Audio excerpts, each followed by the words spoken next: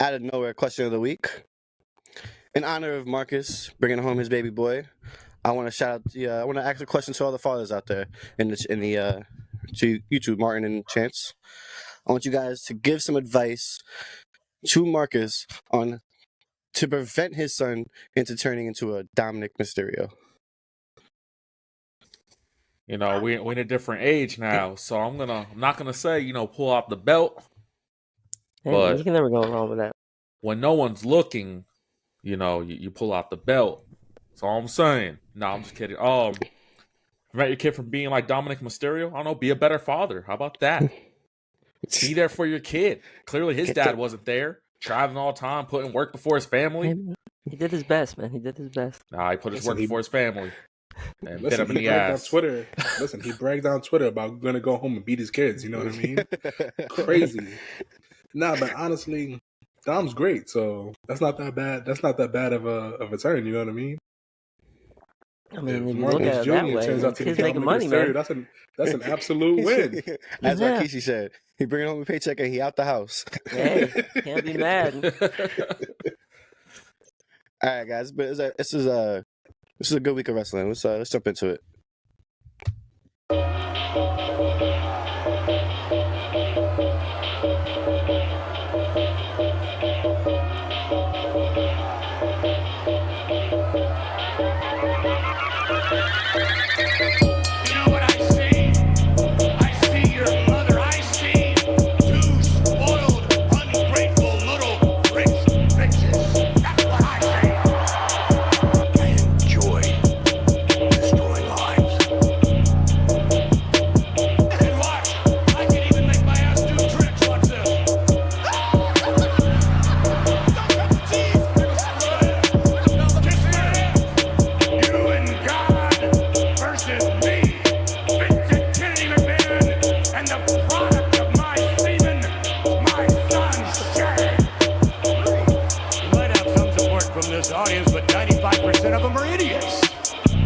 Testicles are the size of grapefruits. Whoa!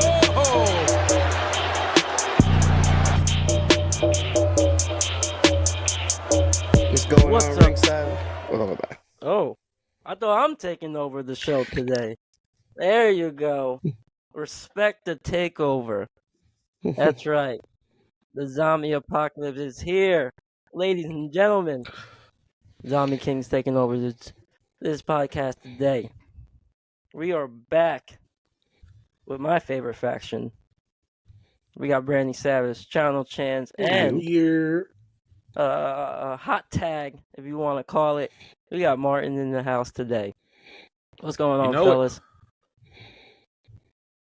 No, not bad, not bad. Listen, I just realized that Martin's nickname is Nitram, and I was like, why the fuck is his ass Nitram? I just realized it's his name backwards. Put some respect on his name. That is Nitram. Nitram, man. Nitram what the fuck is a Nitram? Oh, you didn't know? Nitram. Oh, damn. It used to be my right name. I ain't going to get into it because then I got to challenge Top Dollar. This guy used to be the John Cena of the family, bro. Come on, don't sleep on him. He got lyrics. This one got bars. But, speaking about bars, wrestling was hot this week, fellas. Super hot. A lot of good stuff going on. I don't know, Martin. Since you're new, hot tagging for your brother here. What's going on with SmackDown? All right, y'all. Let me tell you about SmackDown. One, guys, it was a pretty good show. I ain't even gonna lie. It was a pretty good show. I was hating on it. Yeah, it was. But it's a pretty good show. It started off with the U.S. Title contender match between Kevin Owens and Santos, and an opening match it was, because, man, banger. You know what made it more good? They had Logan Paul on commentary. And, man, he did a great job, guys. Logan Paul, to me, has been the best U.S. champion of 2024. Let me tell you, this long 2024 we've been having. Agree to disagree on that one. He hasn't had a match yet. It's 24. You're champion. You didn't even have a match he's yet. Been champ for 60-something days. Respect it. I respect. He's been the only U.S. champion, so, like, by default, he's already the best. You know what I mean? Exactly. Let me tell you, like I was saying, he's the best. There's no argument to it. See? No argument, like Chance said. He cut a promo after the match. KO won. And, he pretty much cut cheap heat promo. I'm in this city. I think he went for the hockey team. Sucks. Blah, blah. It was fine. He ended up getting knocked out with the cast. I'm pretty sure this is leading to the stipulation being that Kevin Owens can't use the cast during the match. And that's going to cause him to lose. Let's see. Maybe they do like a knockout match. I don't know. Yeah, but I think the point that they're going to say is that he can't use the cast because it's the weapon. So when he goes for that punch, it's going to hurt him more than it hurts Logan. You see what I'm trying to say? Yeah, I can see that. I think that's the way they're going to keep Logan with the title because, like I said, killing it. Speaking about killing it, Bobby Lashley came out and said, I'm going to start killing it again. I'm going to be the almighty. This led to the return of Authors of Pain, who are now tagging with Karrion Kross. And I know Chance is super excited about that. I mean, we all should be. He's Puerto Rican. And from at the end of the day, you got to represent. Listen, there's no Puerto Rican discrimination in this podcast at all. I'm not standing for it. You're right. Gotta go with the Boricua. Hey, I'm just hoping this kind of gives him some life. He's not a bad character.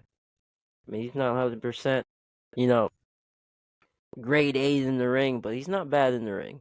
I But it do definitely like his looked like character. a tough action, I'll tell you that. Like all three of them together with Paul Ellering on the side and Scarlett, they look badass.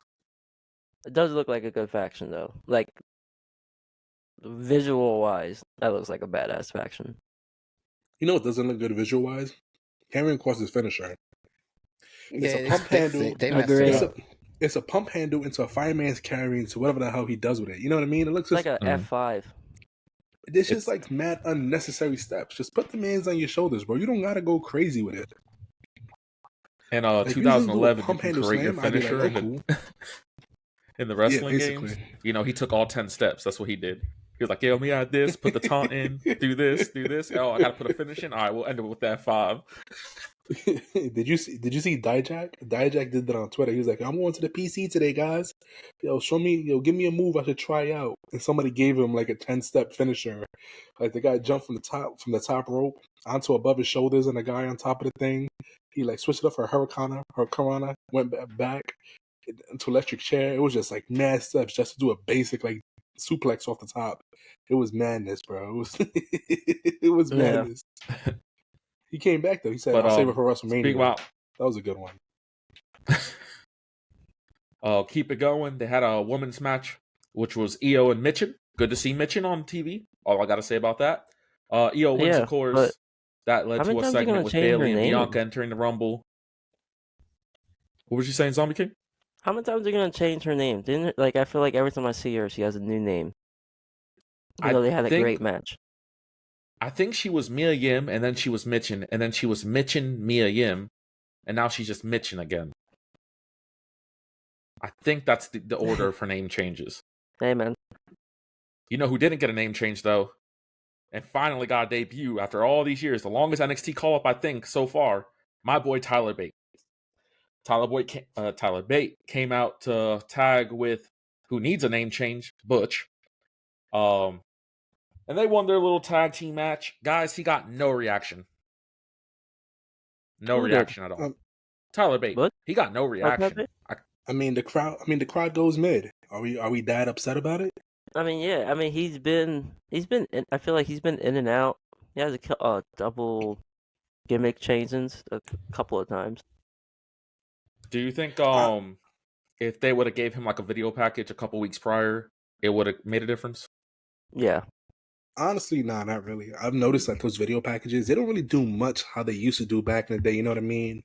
Like Kofi on the beach, like Carlito and all them other Johns. Like it didn't. Yeah, Carly had the best. They don't do it how they used to.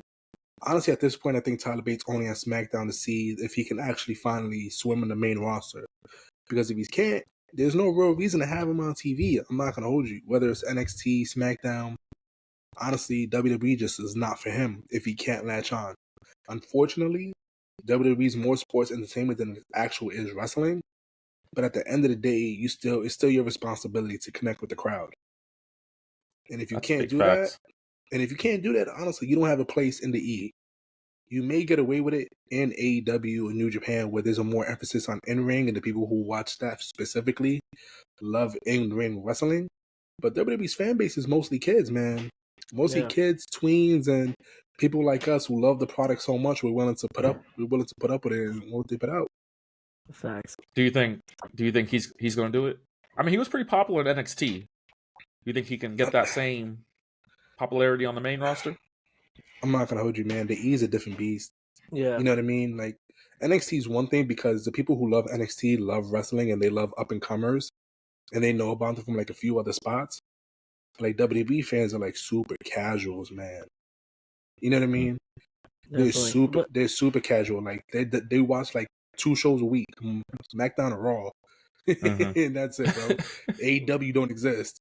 To them, TK is just a figment of their imagination. You know what I mean? You know what I mean? So they only know one con, and it's Nick. Man.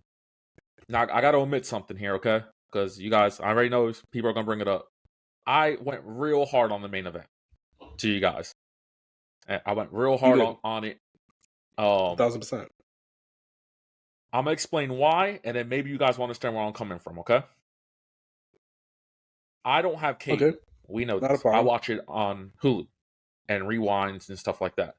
So before I watched it on Hulu, I read the Bleacher Report match for match report as it went on. And the way it described it was, and I kid you not, was pretty much that the match ended in a DQ and was now an official fatal 4-way for the title. And that's pretty much all it said. And it really irked me that it said the match ended in DQ. Because when I finally watched it, because you guys know I went ham on that. I was like, there's no reason why a non-DQ match should end in disqualification. And I was not standing for it. That's I even tweeted about it. But serious. not rewatching, but actually watching the main event, I 100% enjoyed it. I see what they did. It was never even called as a DQ. I mean, the ref stood up eventually, but he looked as confused as everyone else. I like what Nick Aldis did. I just think it doesn't deliver technically. Like, I like the whole him telling Paul Heyman, hey, when he's done celebrating, you let him know he's going to fight all of them. And I don't know, maybe it's the way that I'm used to watching wrestling. I wish he would have got the mic and been like, hey, Roman, what are you celebrating for? Because now you're going to have to fight all 3 of them and then let the crowd react to it. You know what I mean? Like, there was no way the crowd could react to what Nick Aldis was saying because they couldn't hear him. Facts. Nah, I feel you. But I feel like let me get this one off. BB. Yeah, go ahead. So I feel like in this case, I feel like Nick Aldis this is one thing I like about kayfabe, right? Like the wrestling is real, what they storylines is real. That instead of grabbing the mic, he was so infuriated at that moment. He didn't even give a F about that crowd. You know what I mean? He just told Paul Heyman, like, listen, your man's thing shit sweet. Guess what? It's not. You go see all of them. And I thought that was probably my favorite part. That was probably my favorite part, except aside from our tribal chief cleaning up house. Cleaning up, bro. Like, I like the boys are going at it. Other problem with that. Nice. Someone was cleaning the house? It's not that. We've been watching wrestling for a long time. Roman Reigns has been in the WWE for a long time. He knew that if he went out there and attacked all 3, he was going to get all 3. Like, that's wrestling 101. ZombiieKing, if you're in a match, or you got a number 1 contender, and you got a fatal 4-way match going on, and you attack the people, you expect to fight all of them at this point, right? Like, you know that's going to come. This point, yeah. They're all going to want their licks Roman back. Look kind of foolish. Is my point. He's a tribal chief. He's a tribal chief. He can do whatever he wants. I see where you're coming from that. Yeah. But he does whatever, bro. It also shows dominance. It does show dominance, but then again, if you think about it, he's out there with his whole gang, his cousins and stuff. So, it can go both ways. So, who eats the pin in this fatal 4? LA Knight. Yeah.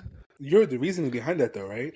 They didn't want Randy to eat a pin so early in his return back. And honestly, I'm not mad. I'm not mad at it at all. AJ Styles doesn't need to eat the pin, and if LA Knight eats the pin, it's not the end of the world. You know what I mean? He's getting pissed. It doesn't hurt him. And it makes me sleep easier at night. Oh yeah. So much for that social resolution. Yeah. Forgot all about that. But yeah, I will say I overreacted on the main event. And we can blame crazy Bleacher Report. He was going crazy. I'm looking at my phone like, yo, Mark's going crazy. my man lost his mind. Speaking about losing mind, Chance. What they do? What's going on with Raw? What's up with that opening? Raw, listen, Raw sucks. I'm not even gonna hold you. Raw might be the worst show on TV, bro. Damn. Aside from Rampage, I'm not gonna hold you. Raw is pretty damn bad. I'm not gonna hold you like at that all. segment? Listen, I will tell you what. Listen, I'll tell you what I like. I like to live. I like to laugh, and I like to love. Because honestly, that R-Truth Judgment Day was amazing, bro. I love R-Truth, man. I genuinely love R-Truth. That man has made me care about the Judgment Day. He's great because honestly, I have not cared about Judgment Day since when did I stop caring about them? Like maybe after WrestleMania. Thanksgiving? After WrestleMania. That's when I stopped caring about Judgment Day, bro. That's what I promise you. I promise you. That's when I stopped caring about them. Because let's keep it a buck. Rhea's really a face. She's not a heel. She's only a heel when she walks out with Dom. Mm-hmm. Let's be honest. Yep. Nobody really let's keep it a buck. Like Damien's not really getting no real boos. You know what I mean? Everybody kind of likes Damien. And Finn is Finn, bro. Like nobody's really booing this group outside of Tom and Nick Mysterio, because apparently they're twins. Tom and Nick Mysterio. You know what I mean? So that segment was beautiful. He's trying to paint these guys as faces when we all know they're the most boring heels in all of wrestling right now. The only worst heels was the Street Profits and Bobby Lashley, because those were terrible heels. That was the worst heels ever. Because unless you start punching babies, I'm not gonna believe you that you're a bad guy. You know what I mean? Jump him, bro. Jumping Mexicans is not gonna get you heat. You know what I mean? If anything, the boys in the red were woo, get them boys. Roll Tide. You know what I mean? So they're not really heels outside of Tom and Nick. But R-Truth just did a great job, man. Especially all the AI pictures and all the pictures he included himself in, man. That man is a gem to wrestling. Like, the best one was one day he was like, I was at Money in the Bank, and he's on a wooden ladder. It was just like, that made me laugh so hard.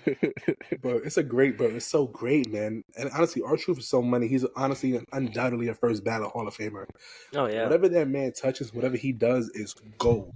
I mean, he got more championship reigns than Ric Flair. Yeah, that's facts. 1,000%. That's not wrong.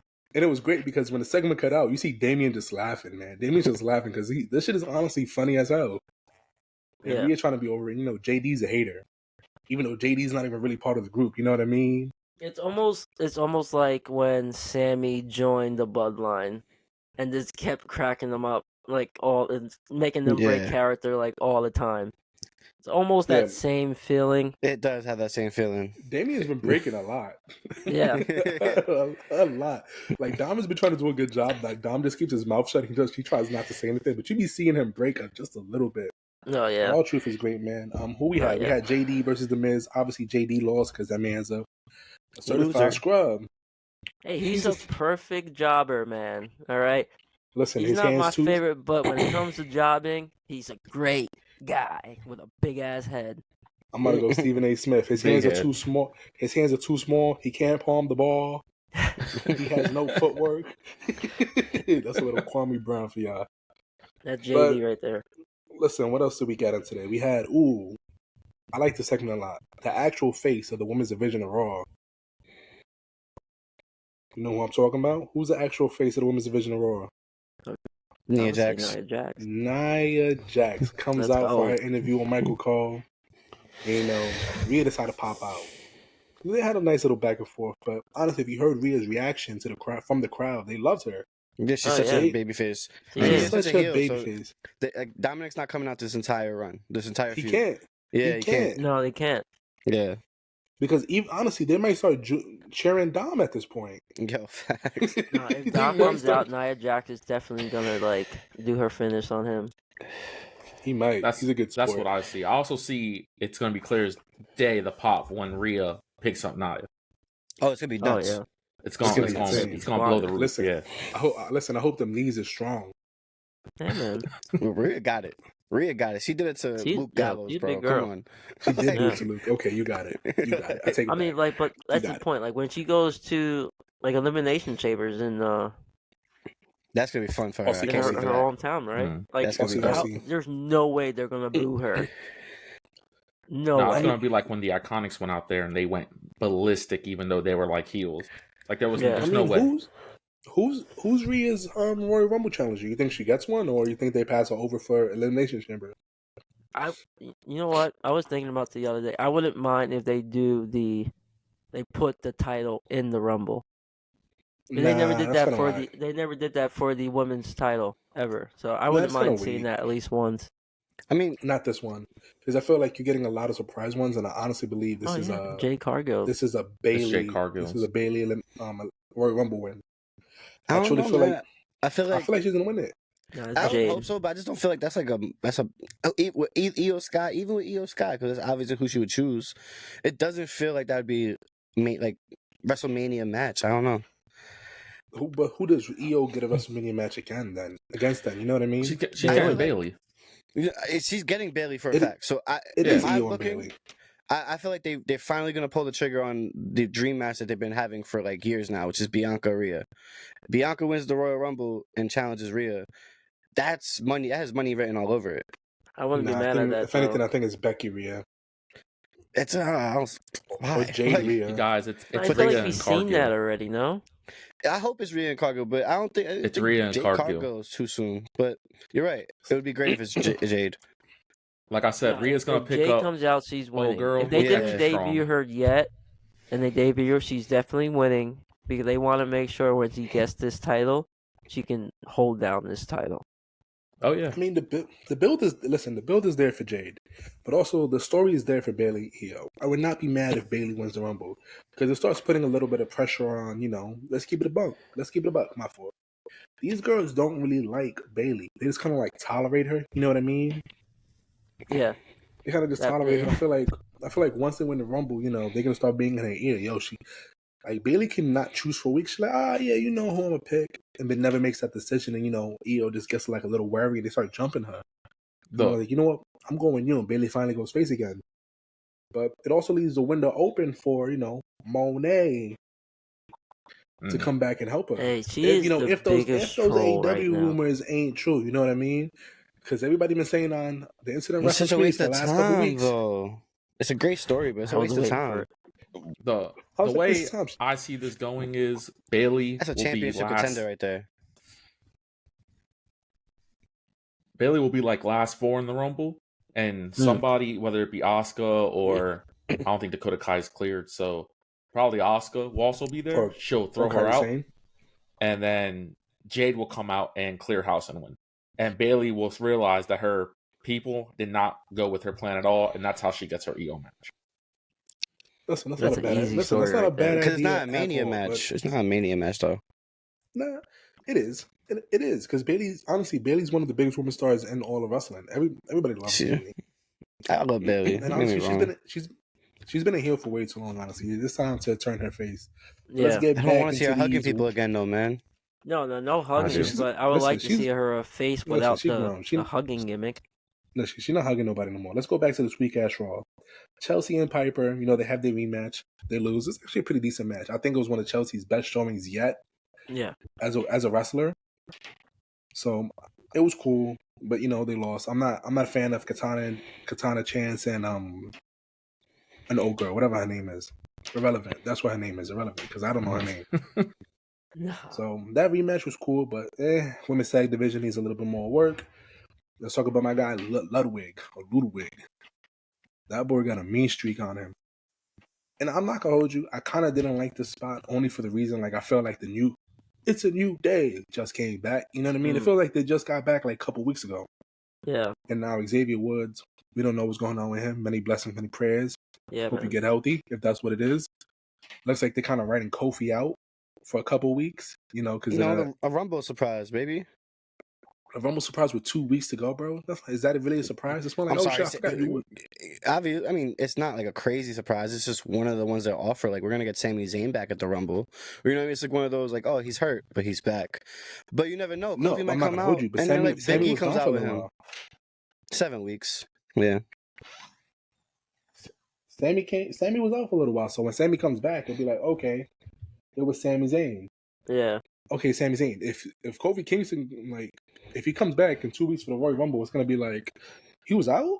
I thought that man was just taking time for himself. We're not gonna get a Kofi spot this year, is what you're saying? I refuse to believe that.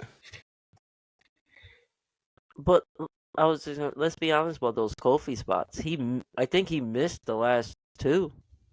He botched the last 2. Yeah. Yeah, he right? got hurt on one. He's messed up on like the last 3 of them.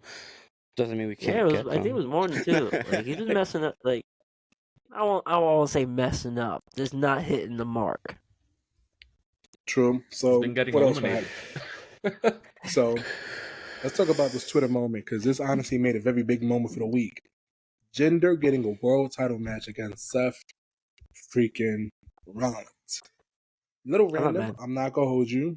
A little out the blue, but the reason I'm not mad at it is because, one, Seth's kind of running out of folk to face. You know what I mean? Who else is on roster as a believable heel?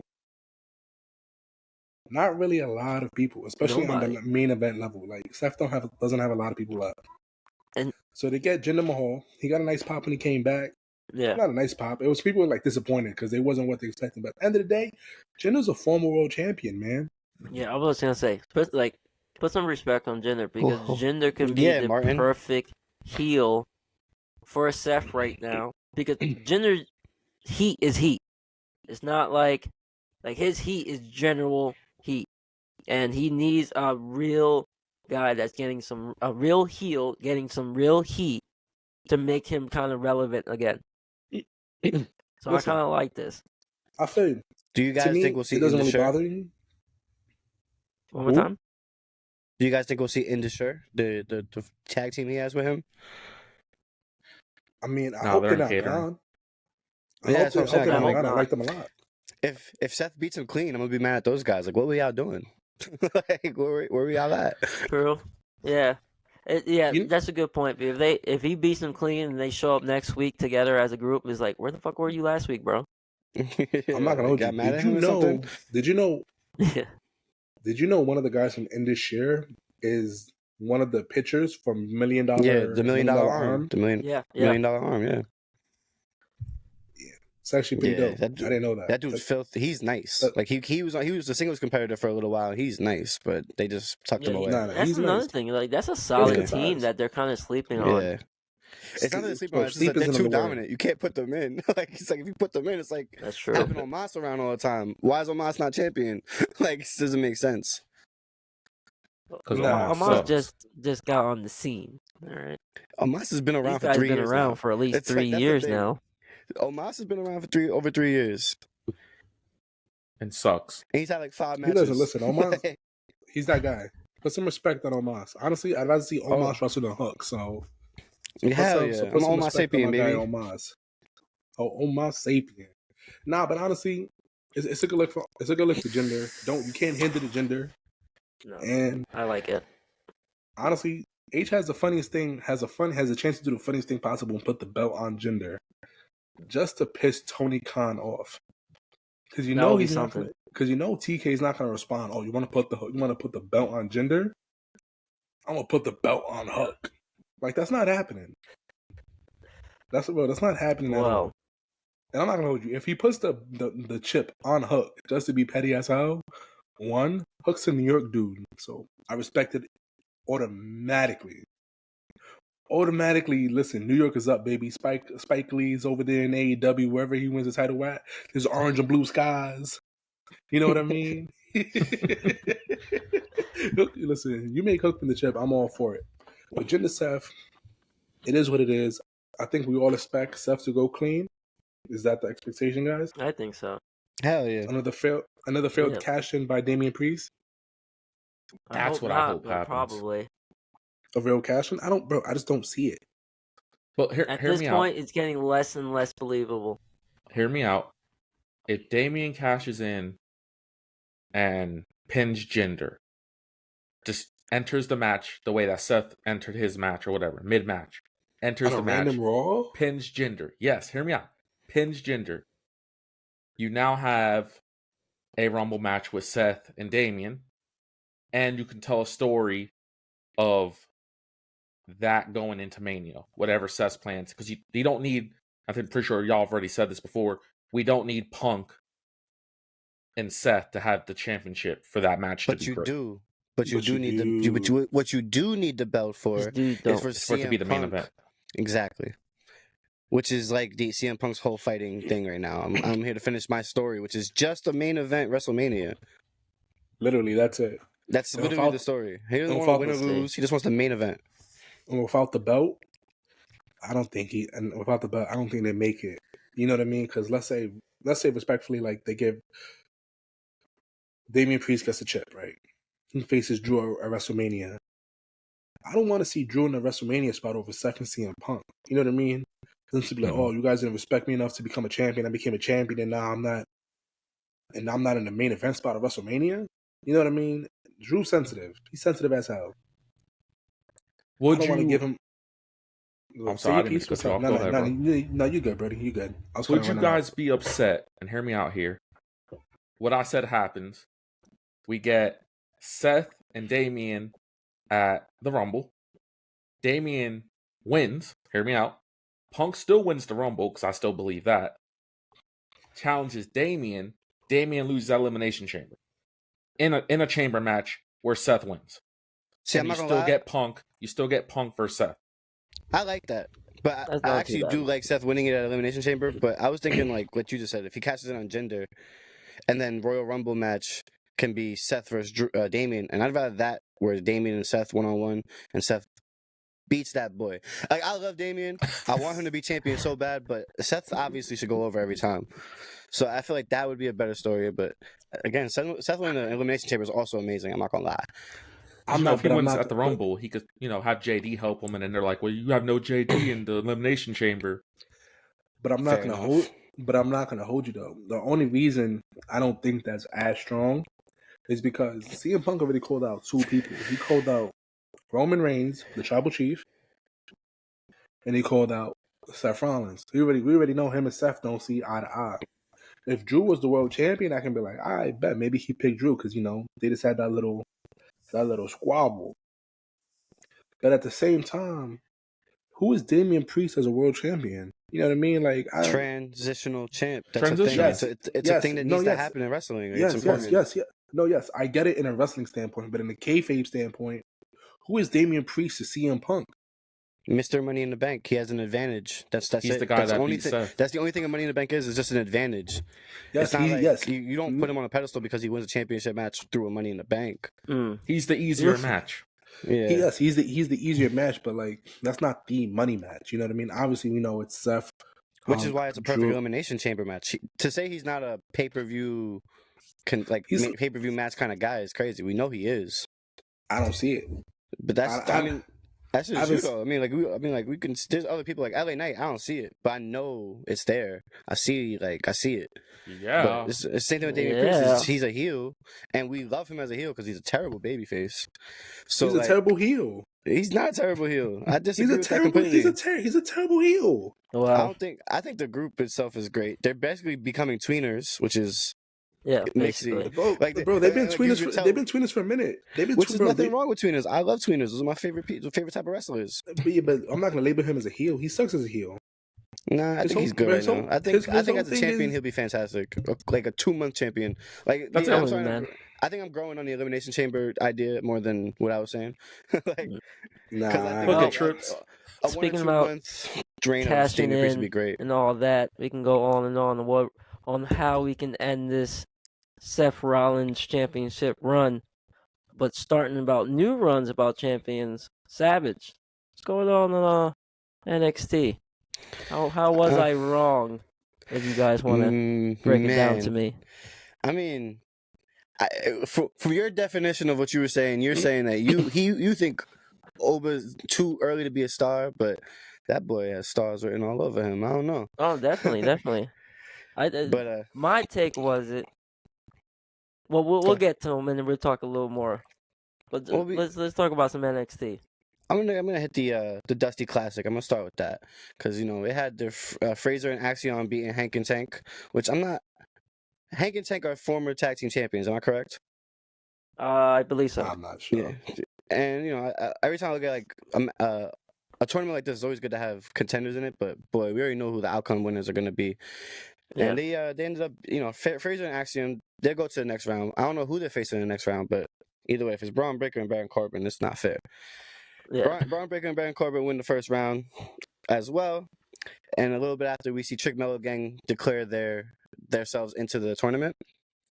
I think that's what we're going to get, guys. I think that's the end. Trick Mellow Gang versus Bron Breakker and Baron Corbin. Oh, that's definitely going to be the one. And I think that's going to be the breaking point for Trick. And yep. Yeah, it's But going to be that's when some you get type the reveal of miscommunication. right before the match that it was right before Mello the match who attacked Trick. And then Trick's just not going to show up for the tag match, or Mello won't just show up for the tag match. And one of them will get their ass beat. Squashed. That's it. The actual show opened up with the Davenport Lions, which I don't know, man. NXT be doing some silly shit sometimes because they always love to start off with a backstage brawl and bring it into the ring, which is always just mad silly because you could tell like something's different here. I don't know if it's their clothes, their tan, something's different here. Their hair looks a little different, but Nikita Lyons ends up getting defeated by Davenport, which always breaks my heart to see Lyons take a L. I just want to say, the NXT parking lot has to be the most dangerous place in the entire NXT. It's insane. They need to put security cameras or something up.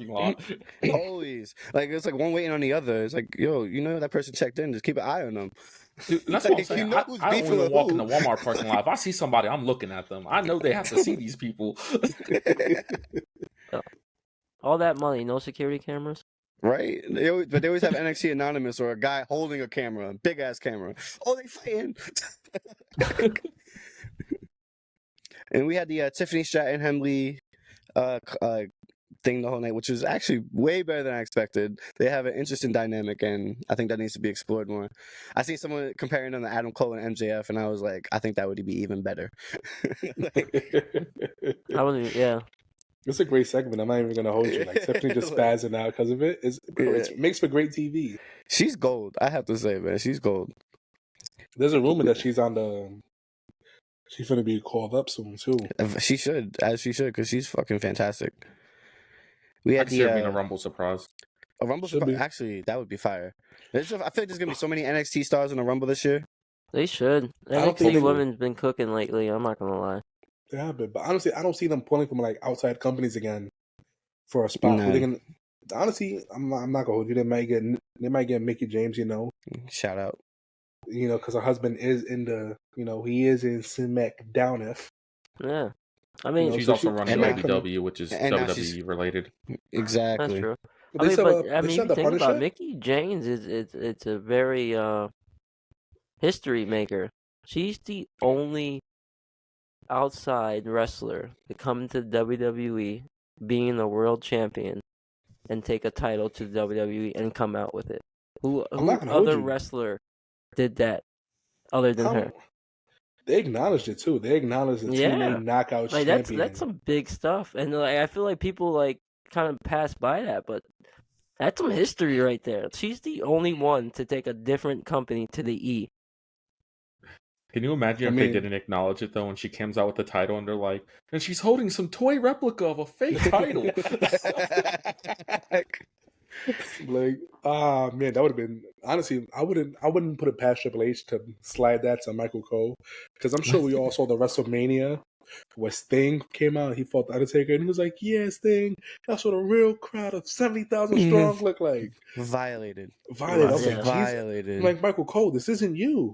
This isn't you, friend. This is, friend. If Vince is giving you things, just say it. Just blink. Now back to the goofy championship match between the family and OTM. I say goofy because I just didn't like the ending. It just felt like they were trying to do something and got messed up, and then this is Scripps' fault. This is blame Scripps. Like, I don't know what he's doing. But the family wins, retains, which this is how it should be. And was it Jada Parker approaches the OTM in the parking lot and just says a bunch of stuff that I only understood 25% of. Yo, you understand? I know I'm old because that slang was like going over my head crazy. Bro, I'm not gonna hold you. I thought I was the only one, so I hit that nice good old Urban Dictionary, and I was like, damn, she was cooking them. She was cooking. She was that cooking. word? Cooking them. And shout out to Jada because I would not know that Riz was short for charisma if it wasn't for her. Like that's something I found out. Yeah, like wow. That's crazy. Riz is for charisma. I did not know Now that. you know. And then we Now had you the know, talented... four sides of the ring fans. Honestly, I was blown away. I was like, wait, no way. But yeah, Cora Jade actually defeats Gigi Dolan, which decent match. But I don't know. I just love Cora Jade, so I'm always gonna be proud when she wins. Same thing with Nikita Lyons. I just want them to always win. Yeah, nothing but the best. Nothing but the best. Very talented. And now we got the main event: the Dragon Lee versus Lexis King match. What? How you missed the best part of NXT? What? Ooh. Ava Rain not closing her goddamn mouth again for Oh another week. Hey, yo, Well, I'm that is not the best convinced part. like her teeth may be too big for her mouth or something. I don't think know. they're too big. Yeah, Bro, that's what happens when you get your teeth taken, when you replace your teeth. Yeah, Bro, I 'cause don't she know. just- It's be crazy sitting when there your like- father's catchphrase is "shut your mouth" and you can't do it. You can't No, do it. you're wrong. This is almost You can't even do rebellious. it. You can't even. She's just rebellion, bro. Bro, I noticed it because like she was just like listening to them talk, and her mouth was just still open. I was like, wow. I'm like, Wow. that's really how you just be chilling, huh? Does your lips ever touch? Like, They don't. Nope. They don't. Maybe when she eat. Maybe not. maybe not. Or maybe not. I don't even know. Yeah, I was so happy when Markus said it on Twitter. I was like, yes, I'm no longer a hater. He says it first. Someone's with me. Nah, yeah, she needs some work because the work she got done, them things don't close. That her mouth closed. Yeah, it's It's so bad. Even The Rock came out the other day and was talking, and I realized even his teeth are gigantic now. And I'm like, all right, everybody got the Roman Reigns teeth now. I'm about to say, yo, don't sleep, bro. Roman's the one that started that trend. Yeah, yo, he did. Everybody on At least he Reigns' can. At least he can close his mouth, though. You know what I mean? Yes, barely Yeah, though. he Honestly, you does. ever look at Roman? He's like, Yo, I need to talk to Roman's teeth guy, bro. What's up? He got some Like- big pearly whites. he do. I think John Cena called them bars of soap. Yeah, something like that. That's such a nice backhanded compliment. OD. Yeah. Yeah, bars of soap for teeth, boy. Yo, but let's get into this main event, y'all. The Dragon Lee Lexis King. Now I was actually surprised. My son Lexis King put on a little bit. You know, He didn't put it at all. I know. Ooh. I think like this guy doesn't do shit, bro. And that's coming from Chance, y'all. Who's Lexis King #1 Hi. fan? Fuck, I like forgot. Lexis King. I forgot. I've been Okay, waiting never to mind. get on the podcast to tell Chance that he's not alone because I'm a Lexis King No, fan. that makes him not a fan, bro. There you go. Nah, listen. Look, Yeah, Listen, no, if with Lexis King gets one more fan, chances I'm out. out. I'm out. Yeah. Listen, I can only handle 2 fans. Two Me and fans, somebody that's else. it. That's his limit. Nah. Honestly, I forgot I was a lectual sexual. You know what I mean? You know what I mean? Nah, this was a short match, but I always that's a enjoy good one. seeing Dragon Lee. Sexual, sexual. But let's talk about. I don't even know how to do the Oba, music. Oba, Oh, hey, man. Yeah, that guy's a star, man. Yeah. Superstar. Like he came out and I was like, "It's over, Dragon. Don't even fight. Just lay down. Facts. Just lay down. Like, don't do it." Yeah, man. I'm not gonna lie. When you guys like Oba's out, I was like, oh shit. I'm never gonna hear the end of this. Here we go. Can't wait for next week. It was mad funny. Markus in the thing. Stand and deliver. He's gonna be a champion, but stand and deliver. Yeah. 1 week later. And Champion. Not even 3 nights later. Yeah. NXT 82 North hours later. Crazy. NXT North American champion of the world. Oba. You know he's only 22 years old. Bro, Get he the looks fuck like he's outta here. 43. There's no way he's like, 22. He looks like he's been Legit? working out his whole life. 2001. That's 2001, bro. That's insane. That's insane. No.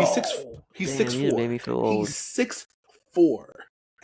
Bro, I'm almost 30, and I'm What like do they 6 feed foot. him? What do you mean, bro? He's Nigerian. What do you mean what they feed him? Everything. Them guys are giants over there. Yo, right, man?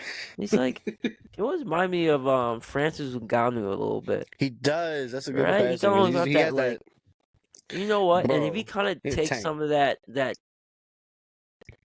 I don't know what to call it, character. That's his Swagger. character. But Riz. you know, the way he acts and dressed like that, he can definitely fit it. He's solid though. The only thing was when he had that like exclusive and digital interview and his eyes were wide open. I'm like, Omba, like you already won me over, bro. I'm a fan. You don't gotta open your eyes mad wide. That's Yeah. the gimmick, baby. Bro, just tell me about your fortune teller. He's locked in. How long can the fortune teller last, though? Come on. Forever. The fortune teller told me I'm gonna stay champion till stand and deliver. Now everybody's just trying to fucking beat the not even open. They're trying to beat the fortune teller. It's like listen. You can get the fortune teller as a manager. You know what I mean? Honestly, that's fantastic. You get the fortune teller as a manager, and she talk to him, but like, I see. Listen, Obafemi's not gonna lose no time soon. So you lose is gonna waste your time. And I'd be like, Oba. Man. Do that, Oba. Do that. Yeah. Bro. But he's 22, bro. By the time he's 25, he's gonna be the main roster and thriving. Bro, he's gonna be squashing Roman at 25. Like, come on. I hope so. He's gonna be what they wish Omos was. But stop with this Omos hate, bro. He's 8 feet Nah, tall. What do you want from him? Omos You want him to be a technical wrestler? Omos is not at good. 8 foot tall? You want him to be a submission specialist? Bro, What you want from him? Bro, he I is want him to be a almost... character. I want him to be something other than I'm really tall. He's supposed to barely 8 move. foot something. He's 7 foot something. He ain't no 8 He might as foot. well. He's 8 He might as well foot, be bro. 8 feet. He might as well. He be might as gimmick. well. Believe the gimmick. He might as Listen, I'm not even gonna hold you. Omos is big as hell, bro. What more do you want from him? He's never going to be a technical wrestler. He's going to Shaquille had a better match than Omos has ever put up. You know why? Because Shaq is goofy as hell. That's why. So, Yeah. I'm not gonna hold you. You know what Shaq Martin wants from Omos? What? A Spanish fly. That's what he wants. Unless he He does does a that. He does Spanish that. fly, he is not good enough. I mean, that would just prove ZombiieKing's point about big guys doing flips. I'm not gonna hold you, bro. Omos can't do a Spanish fly with somebody who's 5'7". You know why? That would be some shit. He'd be dead. He'd be murdered. He'd be a murderer on live television. Do you want to see have that? to do like one guy on the shoulders can like run up and do a Spanish fly. No, They bro, would have to could do you that from like a super high level, just so his head doesn't hit the ground when he flips. That'd be like off the cage. It's gotta be like a bleacher dive off the stage or something. Yo, off the top of the cell, just a Spanish fly, just That's it, all the way down. This is murder. The guy's dead. Book it, The guy's dead. The guy's dead. I'm texting Martin in the group chat. Are you happy now? Are you happy?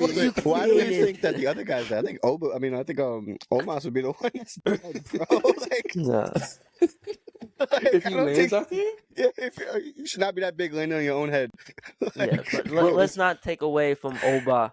He cast in, got that North American title, proved me wrong. Not prove me wrong. Look, I never said he wasn't a star. I didn't want to lose a star. Look at this backpedal. What were we betting on? What were we betting on? I feel like it was being a champion by stand and deliver.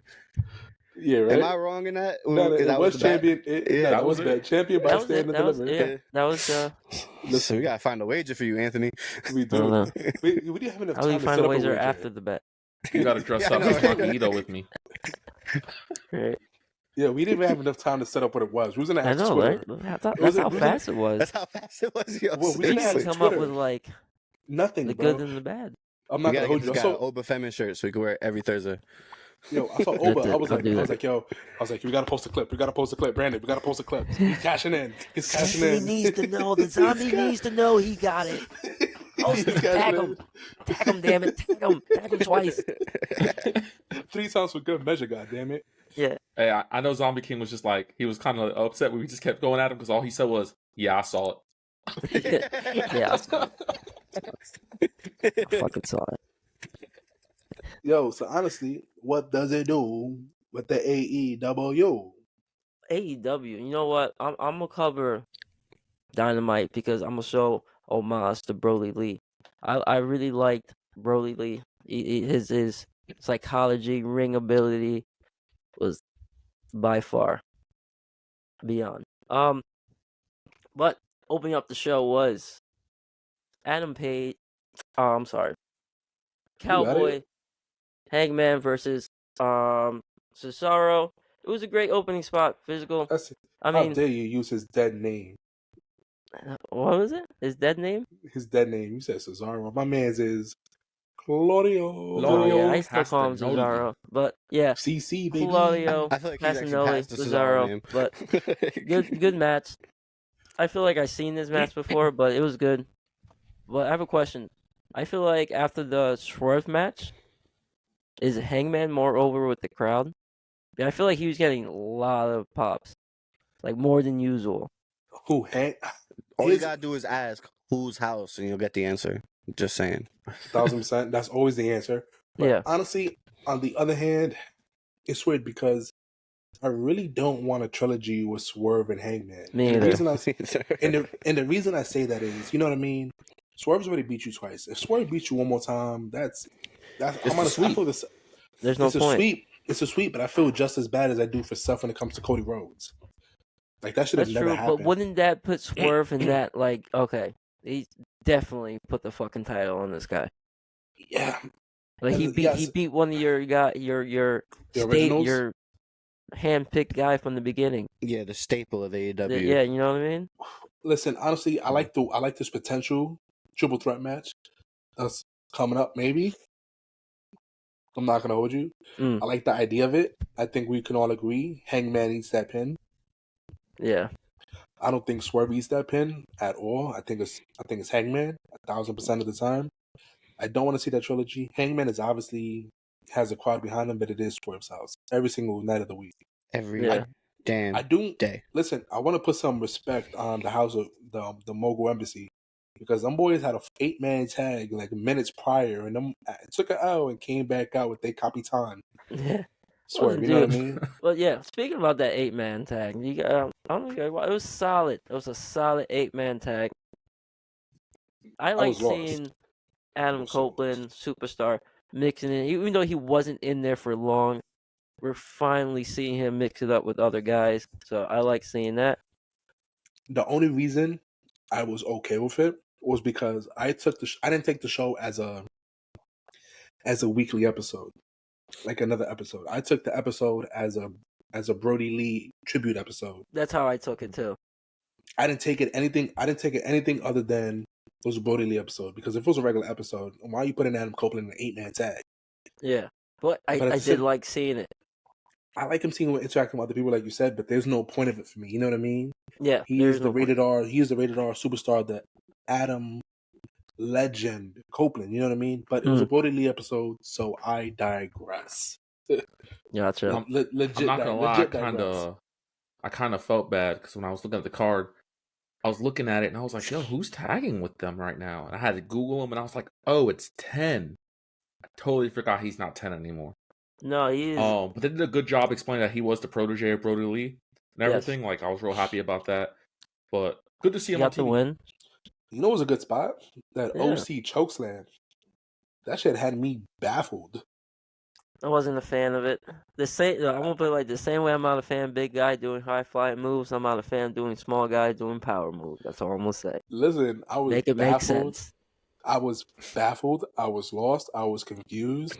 I didn't know how to feel. It was clean because it was clean. It was super clean chokeslam. But at the same time, it was a tribute. So, like I said, took with a grain of salt. But I will say this: if I see OC hit another chokeslam in the future, I'm back in the wagon.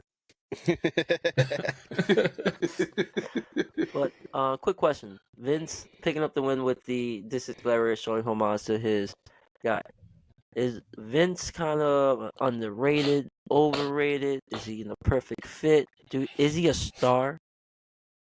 I just learned who he was, so I can't answer that question. Boom, and that's your question, and that's the answer to that. Are we talking about 10? Answer. We're talking about 10. Yeah, we're talking about 10. If you I'm always gonna call him 10. Dark Order was my shit. 10, call him 10. 10's always been a great wrestler, and he's real jacked. I don't know if he is gonna be the big star that, you know, like, is he gonna be every week on Dynamite being out there? I don't think so. He's always been kind of a role filler, but in ring, he's always been great, whether he's 10 or he's going by his real name or not. But I was a Dark Order fan, so. Boom. All right. Go hand in hand, you know. So we're going to do that. We had also Ricky Starks versus Sammy Overrated Guevara. It was a solid match. I'm not a fan of Sammy. I think there's no appeal there. But I was heated. You can do a backflip. I can do a backflip standing. So I just don't find nothing appealing about him. You know who has 2 thumbs and can do a backflip? This guy. These guys. Verily. Everybody but Ed. No, but I don't know. This is something I don't see it. It's almost like a Jeff Hardy to me. Like, I just don't know why you're so over. He's not over. Sammy Guevara is not over, bro. I was so hot. I was so fucking hot because, listen, you have Iyo. You have Stroke Daddy on a match. And you have him lose to Sammy G, who has the most punchable face in all of wrestling. I hated it. I was like, yo, Ricky Starks is going to run the moment that contract is over. TK's going to hit him up like a week prior. Hey, Ricky, we'd love to resign you. He'd be like, yo, don't fucking bother. I'm out. Yeah. I'm leaving immediately. You know what I mean, bro? That's like, I guess, like you want to build up Sammy, but that's what you have Big Bill for. You know what I mean? Exactly. Like, you have other guys that can eat that try to put Sammy over. Like, you're like, Ricky Starks should be. I'm sorry. Give me Ricky Starks versus Samoa Joe for the AEW World Title. Even though Ricky Starks won't go over, I know the promos are going to be good between them. The matches is going to be good between them. The little segments is going to be good between them. I don't know. That's my take. Good. Martin, you got something to say? The aftermatch was... Can I curse? Am I still allowed to curse on this podcast? Right. No, I was cursing You can before. curse. I took over, baby. We're cursing today. This is a zombie takeover. Listen. That was bullshit. Fucking listen, the legend himself, fucking Jericho, Y2J, the Ocho, comes out. His music is still going on. The crowd is singing. Everybody's going hyped. And that was genius. No, and for the whole entire thing? No, but Chance, hear me out. You stop his music, they start booing. You stop his music, they start booing. Ain't no one's gonna boo when Judas is playing. No one's gonna boo when Judas is playing. They're gonna sing along. As soon as that music stops, we're like, oh man, Jericho, Twitter, boo. NDAs. But Judas on? I'm not gonna lie, he's right. We singing Judas all day. Chris Slam, you heard that shit going crazy. That is right. I never picked that up. Maybe he does have a point, but honestly, I found it got me so mad. I was like, because honestly, I think everybody know how I feel about Jericho at this point. Even if the man is innocent, I'm mad that he's even put into this situation. You know what I mean? Yeah, man. One of my childhood idols. But even at this, man, I'm not a fan of Jericho wrestling at this point. You guys know how I feel about old wrestlers wrestling. It up. Hey. I hate it. I hang it up. I'm tired. He went to Dr. Miami. He got an 8-pack. I'm trying to call his doctor. He came back. He can't move. He can't run. I need Chance's new segment is every week that he should give us an old wrestler who needs to hang it up. He gonna be like, Bob just had a birthday, 45. Hang it up. Hang it up. I'm not gonna hold you. It'd be a 20-minute segment because it'd be like, which old wrestler got to hang it up this week? All of them. Adam Copeland, hang it up. To make it more ironic, he's gonna sound like Chris Jericho. You just made the list. Yeah. But I'm not gonna hold you. I'm just waiting on Sting, baby. Sting is there, Come on, Sting is there. Did you see the cross him off? Did you see the? He's been in that list. He's been in that list. No, you're like any day now. I can cross him out the list. Bro, any days. Sting, check. I didn't watch the main event because Sting was in it, and I was like, this match does nothing for me. Yeah. I mean, it was that. My cousin before we get that. My cousin texted me. He was like, "Yo, you're missing you're gonna miss a banger." I was like, "I'm sure I'll be fine. I'm sure I'll be fine." And I did not watch the main event, bro, because Jericho tried to hit a cold breaker on Big Bill's big ass, and he missed completely. It just looked off. Whoever's their cameraman deserves to be fired because I saw both knees miss. Yeah, I saw Big Bill go to the left. Oh, bro, it was just Chris Jericho. Wasn't I good. love you. Thank you for all the years of wrestling. Get up on out of here. Hang it up, Chief. Hang him up. But I tell you what, who should not get hanged up with this 8-woman tag match. Talking about a lot of talent in the ring. Talented. Hey, it was good. It was a good match. It was a good showing for all those women in the match. I feel like all those women are pretty much top at their game. I think Anna Jay should be more. She should do more. She should be in some type of title run or in a title picture or something. Like, she's a star.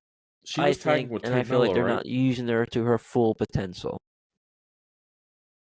But she picked up the win, though. Wasn't she tagging with Tay Yeah, Melo? but what was the last time she picked up the win? Okay. They only picked up the win because she was Brody Lee's handpicked girl or woman. I'm saying that's fine. if she was tagging with Tay Melo and that ended, then realistically, it's Sammy Guevara's fault that she's not on TV. With another reason not to like him because he got Tay Melo pregnant.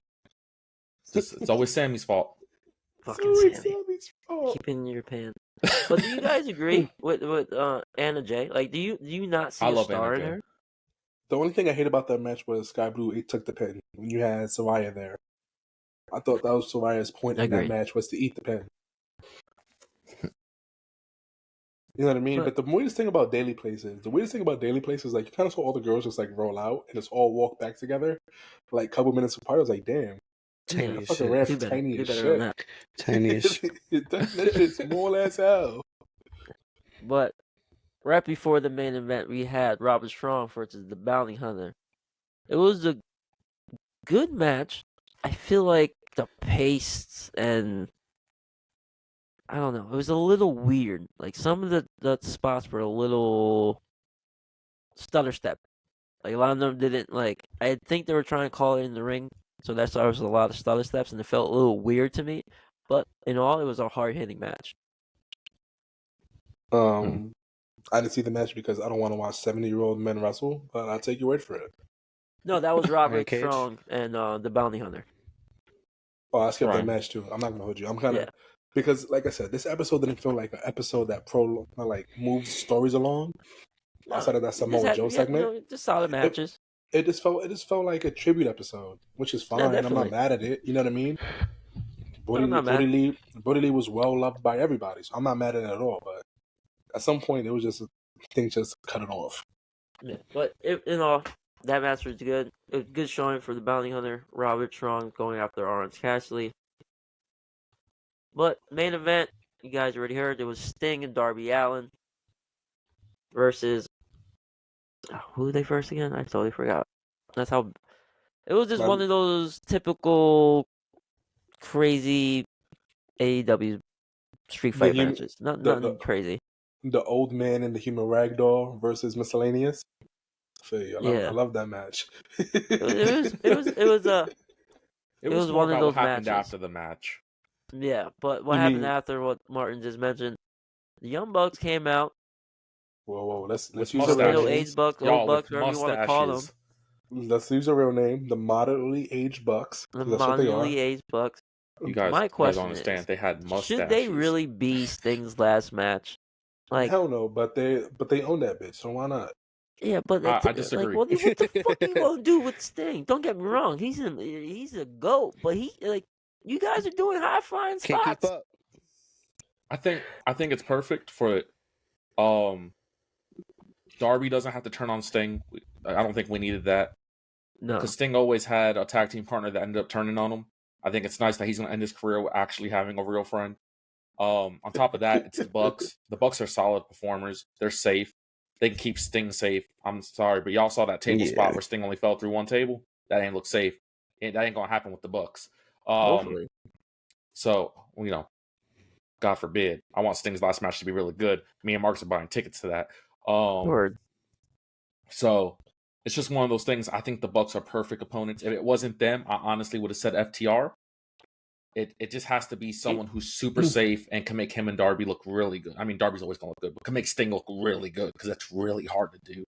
I don't think that Darby looks good in the ring. I think Darby is just a human ragdoll who does whatever's asked of him. So it doesn't matter how it actually turns out because Darby doesn't have bones in his body. He is the jelly man. Yeah, but I don't think they asked him. I think Darby goes up to them and he's like, y'all want to do something? Yo, throw me down some steps. And they're like, no, Darby, we're cool. We're gonna do a body slam. Nah, throw me down some steps. Nah. They fought Takeshita and Hobbs. That's what they fought. Takeshita and Hobbs. Yeah, they fought Don Callis family. The Don Callis. There you go. His name is spelled Takeshita. They freaking. I couldn't think of the name for a second, but yes, that's who they were. What's wrong with that boy? After he killed him first, he loves the pain. But you know what? It's to say about Darby Allin. He likes that because, like, I don't mind taking a floor pump. Like, I'm one of the few wrestlers that'd be like, you know what will look good right here? You just give me a body slam on the floor. It's just, there's certain things. Darby Allin takes it to a whole nother level. He's like, it'd be cool if you break my spine in half and then throw me off a building. But that's what I'm saying. He takes it to an extreme. But it'd be something I understand. so simple. I understand. And then he'll be like, nah. They'll be like, all right, we're gonna do a body slam onto the apron. All right, cool. Let's light it on fire. No, Darby, we don't gotta do that. No, we're gonna light it on fire. Let's do some thumbtacks on it too. All of it. Yo, did you hear the interview? Did you hear the interview when Copeland first came to AEW and he was trying to talk like Darby down from a couple of his spots? And Darby was like, "You're talking, but like, I wish I was wrestling in your era, going through double stack tables, flaming tables, suplexes through ladders." He was like, "I want to do that." Yeah. I'm like, Darby was born in the wrong era, man. Insane. The man is extreme for real. Like Jeff Hardy looks at Darby Allin and be like, "I wish I could still do that." Yeah. Well, hopefully not. Well, that's pretty much the week of wrestling.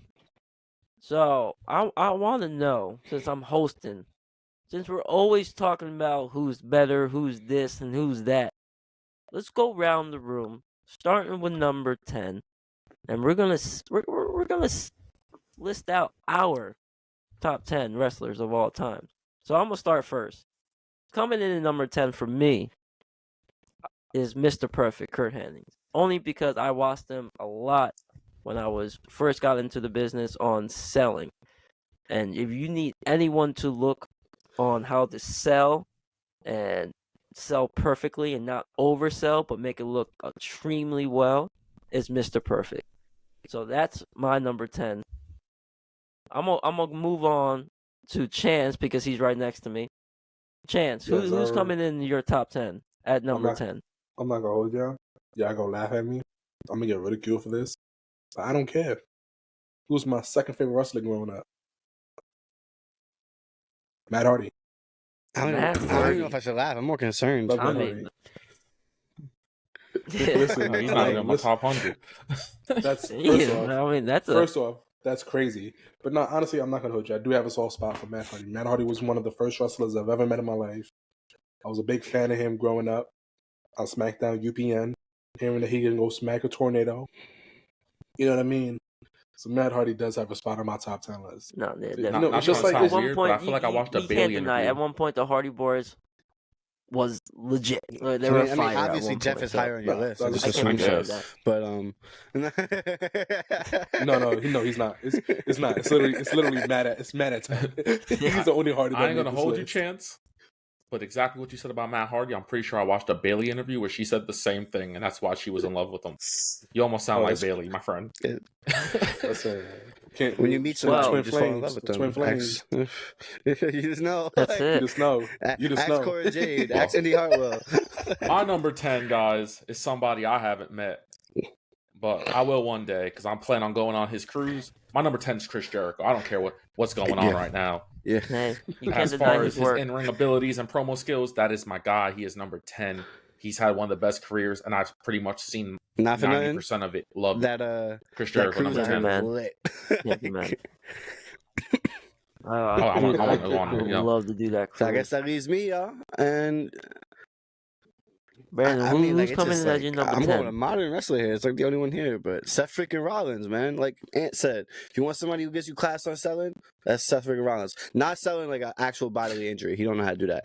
But like he can sell his ass off. So I'm gonna go with Seth Rollins. Nice, Seth Rollins got the selling of that one SpongeBob character who's always like, my leg! And it works really fine. Or the guy from Peter from Family Guy. But coming in at number 9 on my list, he's about to have his last match. He was big during the 90s. During the Monday Night Wars. Icon.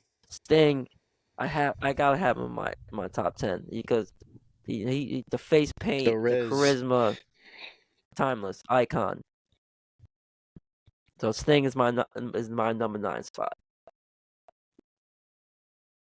Oh, it's my fault. I forgot. I'm next. So, once again, guy from the 90s. who rightfully deserves this spot. His last name is Johnson. First name Dwight. My fault, Dwayne. I got confused with the DW. You don't know his wrestler's name. Nah. He gonna be president one day. You don't know his name. You don't know his name. He's gonna raise your taxes. Dwayne The Rock Johnson. So obviously, you know, The Rock is The Rock, but when it comes to pure mic skills, second best in business, obviously down to Mr. Juan Chena himself. So you got to Santino Marella is number one. Oh, John Cena. I thought you were saying the guy who said John Cena. Juan Chena? Yeah. You know he's actually Canadian? So great. Threw me off. Yeah. Mm-hmm. Martin, My number 9, guys, you guys know I'm living here in North Carolina. And regardless of whether I was or not, my number 9 is going to be North Carolinian, the Nature Boy, Ric Flair. I mean, I thought he was going to say Matt Hardy. No, I man. was gonna say, Fuck he lives the like down the Hardys. block from you, know? Fuck the Hardys. Ric Flair, guys. I mean, I don't even think I really have to go further into it. We all know who Ric Flair is. Ric Flair's Ric Flair. To me, Ric Flair is the most consistent. You're this character because you really are this character. This is the gimmick. His whole life. And I love that. I have a soft spot for him. No matter, he can go in the ring right now, and I'd probably be like, y'all leave Ric Flair alone. I'm trying to eat these woo rings. So you wildin'. They greasy as hell, brother. I know you see all that oil and all that grease coming off. That's what you say when you eat them. Wow! Because just fuck up your stomach. Be in the bathroom shitting. Woo! Mr. Savage, who you got? Emphasis on the hot. That's a pun. Is that's not hey yo. It's Kane. It's gotta be Kane. That's number 9. Yeah. Oh man, that's a good one. I'm not gonna hold you. Kane don't crack my Kane top is 20. one of the best wrestlers of all time, bro. He was like an awesome character, bro, when he came out. Bananas. Like, he was so big, doing high flying. He was the best. Yeah. If this was top gimmicks, Kane would be in my top 5. As wrestlers, I'd say he's 25, but I'd really have to evaluate it. I can see why, but I put. He's not on my top 10. He's like my all-time favorite. He's probably like 12. Literally, I won't put him number 1, but he's like my all-time favorite. So to be fair to all the listeners, Brandon was because I love Kane for Halloween. I love Fire. So Fire was always fire. We need a picture of that. My favorite generation Kane was that 06 area where he had My Chemical Burn playing with the actual lyrics on it, and with no mask, no shirt. That guy's the GOAT. I'll make that my ringtone if I could. Nice. Damn. All right, so moving on to number 8, y'all. I'm gonna have to go with my pick for number 8. It's gonna be AJ Styles. That's not a bad pick because he did it all. You know, this another guy that you can watch and learn from if you're trying to become a professional wrestler or really study the craft like we're trying to do right now. You know, so if you want someone to study that's all around a great wrestler, AJ Styles is one of them, and he's coming in at 8 for me. I'm not gonna lie, man. My whole entire list is WWE superstars. I just started learning about who these other no-name people from. I'm joking, they're not no names. All these great people from AEW are. Honestly, I don't have enough time to go back on all their great matches. So unfortunately, I do have a few honorable mentions. Who are these AEW guys? But this is all WWE. Same. I'm from my number 8 on my list is Brock Lesnar. Damn. Ooh, I mean, literally, my man was doing a shooting star press until he broke his neck or almost broke his neck, and it was that was crazy. I'm not gonna lie, Brock almost made my list, so I'm not even upset about it. He was almost my number 10 over Jericho, and then I was like, damn. I mean, I like Brock a lot, but he's definitely not my top 10. But you can't be mad if he is someone's top 10. I mean, he's Brock Lesnar at the end of the day. Now, completely understandable. Speaking about Brock Lesnar, my number 8 goes to The Undertaker. So, I mean, once again, it's just one of those things we've seen his whole career. There's nothing the man can do that I'm gonna be like, man, I hate The Undertaker. It's never gonna happen. If I hear his music start, I'm instantly happy. Goosebumps. If I hear, even the American Badass theme, the rolling, that garbage instantly happened.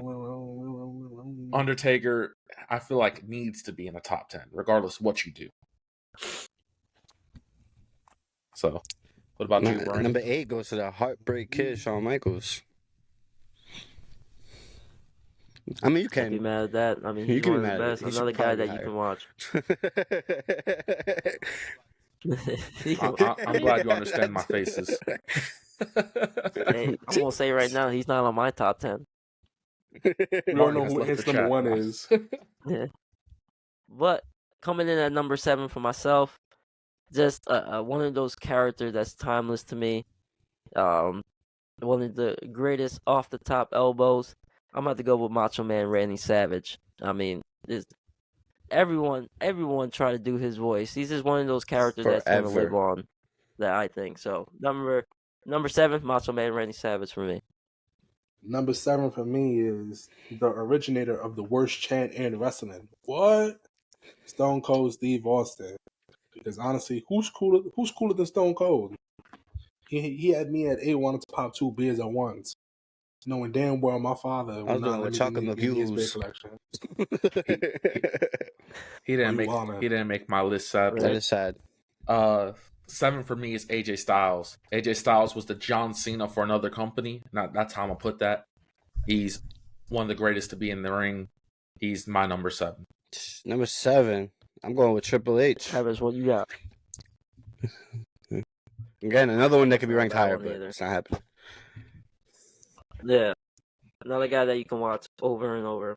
Coming in at number 6 for myself, Stone Cold Steve Austin. I mean, he speaks for himself. Number 6 for me is Shawn Michaels, because who doesn't love Shawn, man? Still too low. Number 6 for me is Randy Orton. Randy Orton, number 6. Wow. Number 6 for me is the legend killer Randy Orton. I think he'd be higher when he finishes his career finally, but for right now he's just number 6. For number 6, I got Ava Rain's dad, The Rock. Yeah. Ooh. Mr. Pebbles. Okay. Mr. Pebbles. The big pebble himself. Wow. The my number 5. The boulder. I have The Rock. So he's just one up higher. I mean, obviously, The Rock frees himself, but The Rock is my number 5. Chance. Listen, the You Suck guy, Mr. You Suck. He still sucks. Mr. Kurt Angle himself. He still sucks. You suck. I love it when he started. When he was turning face, he was shining it at them. I was like, yeah, he turned it around. He has one of the best chants ever. Oh yeah, he's great. Love Kurt. Number 5 for me is Latino Heat Eddie Guerrero. Too soon. Way too soon. Too soon. Too low. Too soon. Couldn't see everything. Too low. I fantasy booked Eddie Guerrero more than I fantasy booked anybody in wrestling. So that's how I feel about his death. Unfortunately, but too low. R.I.P. to Way Ed. too low. I don't like it. Too low. Way too low. Everybody's top 3. That's how it should be. Way too low. You're not wrong. What you talk about? Number 5, because if I put him any higher, I'm gonna get mad slack. God mode himself, levels above. We the ones. Roman Reigns. This is a top 10 list. I'm just messing. I'm sorry. But coming in at number 4 for myself is Too Eddie low. Guerrero. Too low. I do his frog class as Too one low. of my finishers. But, I mean, you can bet Eddie at I mean, if Eddie's not in your top 10 or close or top 20, it's like, come on. Listen. But Eddie Guerrero, number 4. If Eddie's not in your top 5, I don't respect you as a wrestling fan. Yeah. Number 4, like Brandy said, I acknowledge my tribal chief. Roman Reigns is the reason I'm back watching wrestling, and the reason that I'm on this podcast right now. If it wasn't for Roman Reigns, who knows who would replace me in this podcast every single week? Who knows? Because it wouldn't be me if it wasn't for Roman Reigns. True. Number 4 for me is John Cena. Because guys, it's John Cena. I mean, yeah. I feel like he needs to be in a top 5. I don't care what number he is. It's John Cena. I'm not gonna lie. John Cena didn't make my list, but if I had to make a Mount Rushmore list, he's probably on it. Probably. Going with number, I actually had to switch this one around because after careful thought, I was like, nah, the other guy goes before the other guy. Number 4 we're going with Undertaker because you got to keep rolling, baby. That's my guy. Mm-hmm. Rolling. Well, speaking about the Undertaker, Undertaker's coming in as my number 3. This guy lived the gimmick. He is a locker room leader. He is everything you should be in a professional wrestler.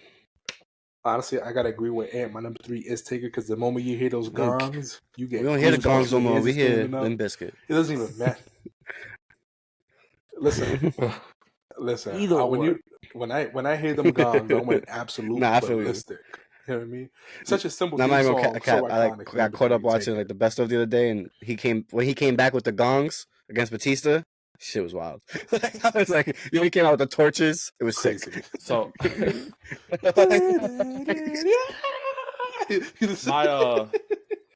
my number 3 is something personal to me, and that man is Okada.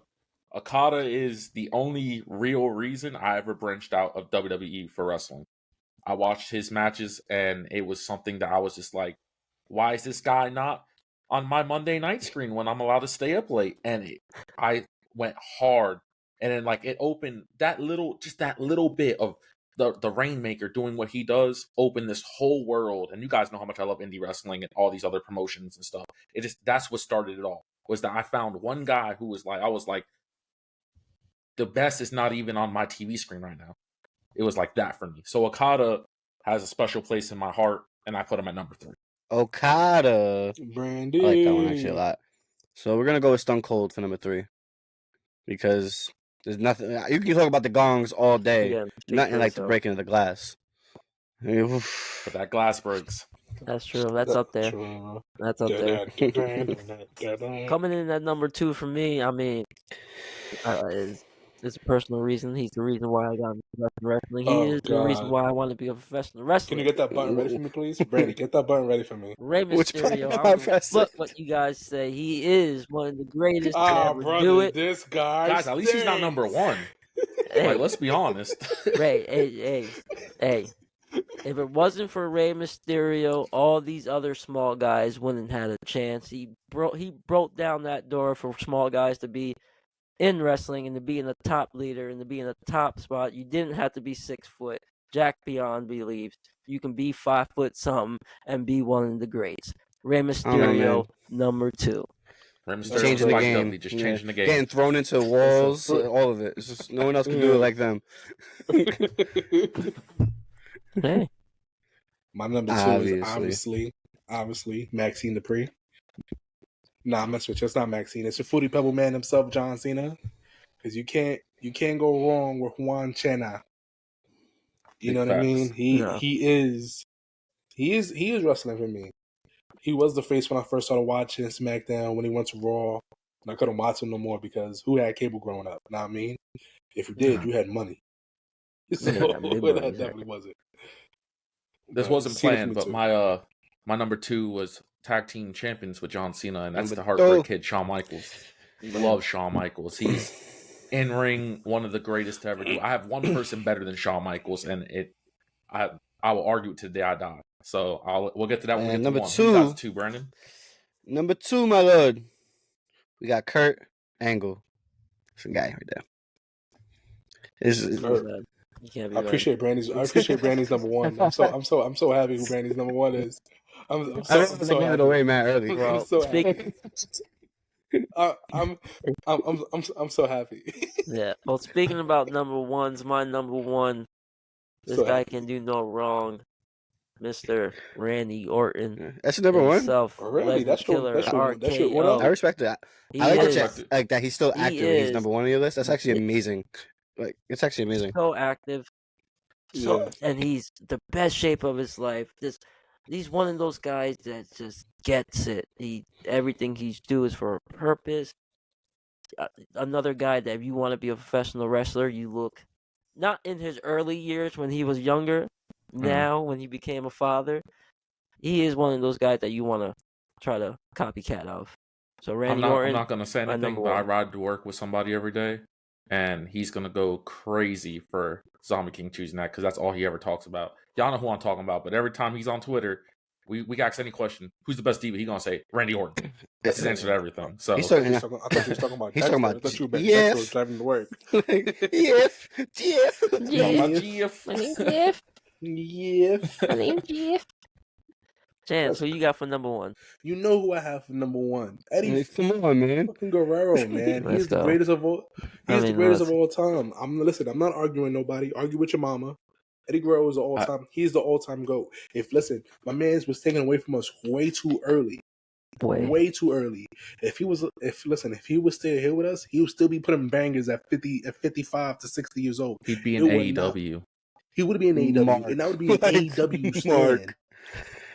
Mark, I'd have AEW tatted on my arm, bro. It'd be ridiculous. Every time Tony argues, I argue. You know what I mean? We go to war. But Eddie's my number one, undoubtedly. I don't care. Argue with your mother. There you go. Martin, who you got? I've said this multiple times. My favorite wrestler of all time. There's just no one who could do what he did was Kurt Angle. To me, Kurt Angle was the perfect wrestler, perfect performer. Didn't matter what he was serious, funny. Did not matter. Kurt Angle was money. And I always say this, his TNA years were better than anything he's ever did. Kurt Angle was my favorite wrestler of all time. Can't be mad at that. Kurt So I Angle mean, was up it's there. kind of obvious, guys, but I'm gonna make it like a two-parter. It's a little tricky, but I'm gonna take it because I'm the only one who chose something else. Like, it's Eddie Guerrero, because Eddie Guerrero is the reason I was like into wrestling growing up. Like, he was the reason. Like, I cried so hard when he died. Like, I think it's either Finley or Hard Crash Holly. That was like his last match where he hit him with a chair, and I like blamed him for his death for like ever. Like, Mr. Kennedy. No, it was Kennedy. Mr. Yeah, Kennedy. I hated Mr. Kennedy forever because I was like, yo, you hit him with that chair and he died. It's obviously your fault. Like, like, oh man, I was your bro. Like, I never thought about it was that all way. Mr. Kennedy's fault. Then I never said it wasn't. I would hate him forever. Yeah. That's true. But They never with that said it said, wasn't. I want to put, like, it's basically an honorable mention, but she's number one to me too. Mercedes Moné. The reason I got back into wrestling today is because of her homages to Eddie Guerrero constantly. Like, just made me be a fan. Like, I'm stepping back into this world of wrestling. To be fair, when Brandy met Mercedes at New York Comic Con, I didn't even say anything the first time. Yeah, he had to write down his promo for her. He pulled a rock and wrote down on his wrist. He was like, I love you. But there you go. That's our top 10. Before we get out, let's talk some smack-ons on the headlines. First one I see here. Is Adam Coleman just another guy in AEW now? What do you feel about that? He was just another He guy sure in the was. end of his WWE career, so I don't get why people are making a big deal about it. Now listen, when they brought him back like he was that guy. And Presentation's been sucking for him, man. I feel like he has no momentum going forward, but like I said, the 8-man tag was a tribute match, so I'm not going to look any deeper into it. But I feel like he's just listen, next week when they lose to Sammy Guevara, I don't want to hear nothing from none of y'all. I personally Edge is just so mid over there. I'm not gonna lie. It's so bad. Yeah. He is. It's mad underwhelming. Supposedly there's a little rumor that Matt Riddle is sharing out here. Supposedly he was supposed to win the 2022 Royal Rumble, but Brock Lesnar said no. Yeah, no, that's been a story that's been that? around for a while, and like him and Brock have never gotten along because he basically tweeted at Brock or something like, "I'm gonna be the one who like defeats you at WrestleMania for a championship," something of that nature. And Brock was like, "I'm never working with that guy." And then basically the only times he did, Brock was squashing him. It was a Royal Rumble match, or I think Elimination Chamber or something like. Brock would just, I think even in Elimination Chamber, he didn't even touch Riddle. He just wouldn't even go near him. Like, he fucking hates Riddle. Like, I'm at the. I'm gonna be honest though, like, even if that rumor is true, I mean, stop bitching about it. I feel like it's not like I always feel like when people leave the WWE, it's bitching, but you also got to look at it like, no, I gotta tell everybody else in the Indies what I was, so like I'm a big deal, and I was supposed to win the Money in the Bank, but it was actually Austin Theory that got in the way. It was Vince McMahon. He was supposed to win it 2 years in a row. Rat Riddle. Yeah, but I believe it. No, the way they were pushing him at a certain point, they were pushing him heavy. They loved the original bro. he ruined everything. I just don't. Yeah. I believe it. He definitely did. But listen, I don't care about Matt Riddle. Listen, you're off my TV, brother, for good riddance. Sayonara. Have fun wherever you are. Hope you're able to get back to New Japan full time or AEW full time. Listen, I want to see you work and provide for your family, but I'm not going to hold you. Every time you pop on my TV, I'm turning the channel. I never liked him. Nah, so man, I don't care. I don't know. Matt Riddle, honestly, is one of those guys who was born to be in the Indies. Like, he's not really a WWE guy. He's amazing, but he's so like his style of wrestling is not for WWE, in my opinion. Yo, can I get my fault, Andy? I really want to get into this because I skipped over it on Raw for this reason entirely. The Drew McIntyre I was actually impressed with open up Raw. Honestly, Drew was bodying that shit, bro. Like the crowd he held his own, and it also it seemed like CM Punk helped write his shit. CM Punk helped write his shit, one, and two, also dumbed his shit down and was stuttering on purpose just to make Drew look good. Like, I also feel like there was some truth to what he said. I don't think CM Punk is he was stuttering like crazy. He was having a bad promo night, and it's not like you shouldn't. Yeah. But like there were the superstar chance. But like I felt like Drew really held his own. I was actually thoroughly impressed. I feel like the crowd was just super. Because he has a terrible voice. Whenever Drew spoke, it's not even. I don't even know, bro. I just feel like the crowd went mid whenever he was talking, and then like he's like, "Oh, the locker room guy. You got to announce when you're a locker room leader." No, I love how CM Punk completely like took that as that never happened. You're a fucking liar. Yeah, right. No, I'm pretty sure it did. Yeah. Overall, I kind of felt like the whole segment was kind of like meh in a sense, but I did like the future seeds that it does sprout. You know what I mean? Yeah, it definitely plants some seeds. I do feel like CM Punk will win gold in his company. I don't think it would be at Mania because I think Seth Rollins would tell Paul to go F himself, respectfully. Mm-hmm. But at the same time, I feel like that's a good first feud for CM Punk, for Drew McIntyre. Because they're not going to sell it at the Royal Rumble because, they both have a Rumble match. They're not going to handle it at Elimination Chamber because they're probably going to be in the number one contender match for the WWE Championship. WrestleMania is Mania. Obviously, CM Punk is facing Seth. Well, knock on wood. Maybe Backlash? Or whatever's after Backlash? Night of Champions? I feel like that's the collision course that we're waiting to see. Let's see. Mm-hmm. Let's see. All right. To me, this was kind of petty.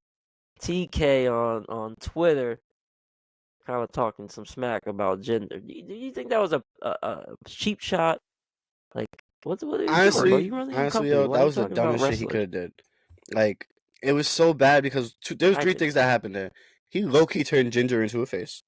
Like, he inadvertently advertised a Raw title match way more than a Hook match because honestly, I didn't give a fuck about Hook. And I read more about when Jinder responded and said, "Who the fuck is Hook?" And then put at the bottom Monday Night Raw at 8 p.m. on USA Network. I was like, God, he's cooking. Like, I was literally advertising, Tony. You did that. Like, it was just yeah. And then also he hurt Hook. Like, I feel like he hurt Hook with that. I wasn't. A little bit. A little bit. But I feel like I was thinking about it. At first when I saw it, I was like, "Oh, Tony, you dumb motherfucker."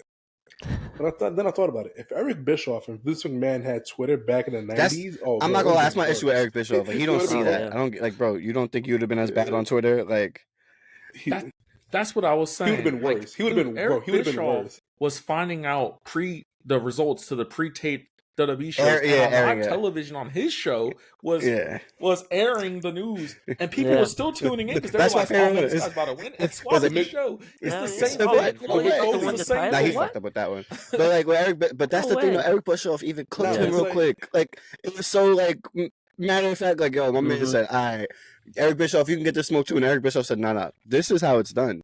Boom. Yo. Yeah, I'm not gonna hold you. The only thing Eric really got going for him is that he was smoking. And that means something. Like, but at the same time, bro, like Eric would have been challenging Vince. Bro, he was challenging him matches, like in karate uniform. Like, I will whoop your ass, Vince. Oh my god, yeah. Bro, that was good TV though. I do say that. They would have been terrible on TV. But my biggest thing with TK is it's not really much of Twitter shit. It's the Twitter shit, and then he's he talks mad shit on Twitter, and then he's mad sensitive on Twitter. Like, bro, you can't be both. You can't be You a can't shit be a talker. tough ass and then You be a can't be a shit. crybaby Yeah, at the same exactly. time. You can't be a shit talker and it's mad sensitive at the same time. Those two just don't go together. You know what I mean? Yeah. If you're gonna talk your shit, talk your shit. Facts. Martin, I've actually got a question for you because I know you are a big TNA fan.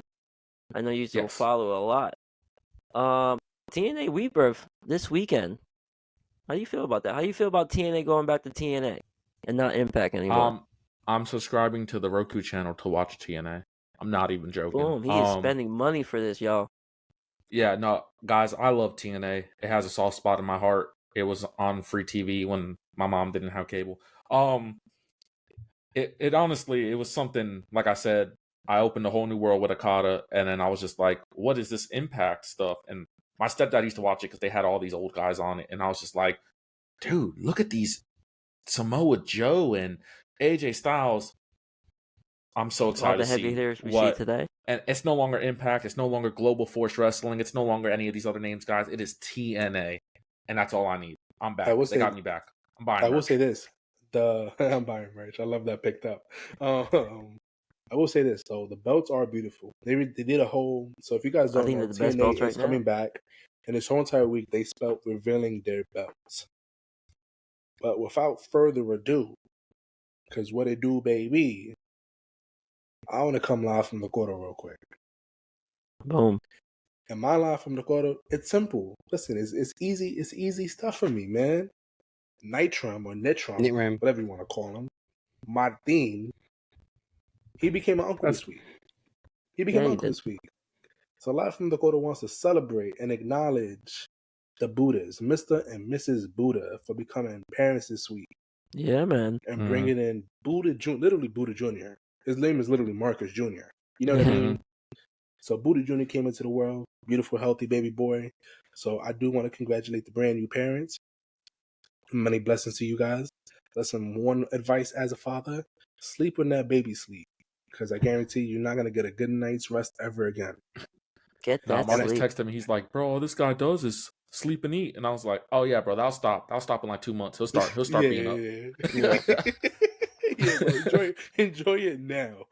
And Markus, honestly, brother, I hope you enjoyed being not sick because you're going to be sick often.